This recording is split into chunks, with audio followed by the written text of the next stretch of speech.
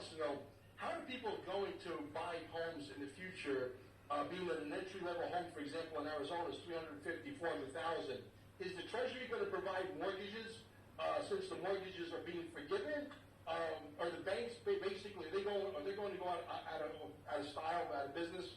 How is that going to all play out? Well, this is a question that I've been asking God about an awful lot, because I've understood that there will be no mortgages, because the word mortgage means death pledge, translated. When we get into the revaluation, which everybody's asking, when's it going to happen, when's it going to happen?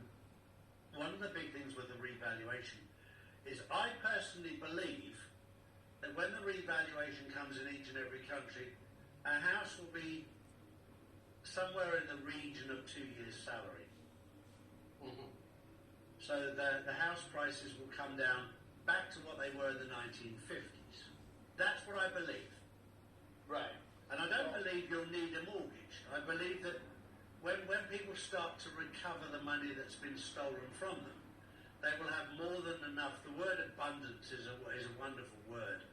But we'll live in a world of abundance where paying for a house will be the last thing on our mind, because we'll be able to do it. Right. It's almost like pocket money to buy a house. And then I think this is where the important phase comes of education, of understanding the value you can get from helping other people.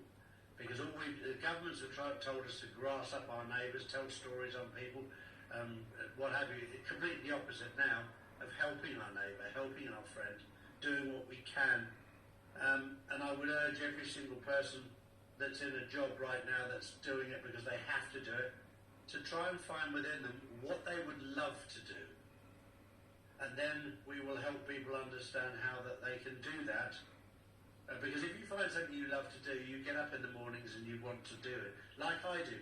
I was up at 4 o'clock this morning because I love what I do. Whereas if I was on a production line, I'd be like, can I get another 5 minutes sleep? 10 minutes sleep? I love what I do. So we're going to, the housing part, the other thing I love about the housing part, which is totally onto this new system, is that each house will have every single detail on it on a token. And each token will be in your wallet, or Rebel's wallet, or Charlie's wallet. And if Charlie wants to sell it to Rebel, Rebel can then put her money, and I can put in the title on a token into an escrow so that Rebel can see that my money is real. And I can see that all the history of the house and everything about it is all on one token.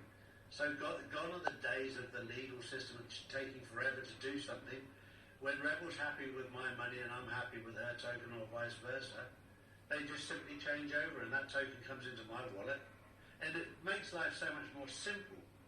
And houses, I believe as we move into a world of abundance, I believe houses will be, and we won't be buying houses to rent for other people. People won't need it. They'll have their own house.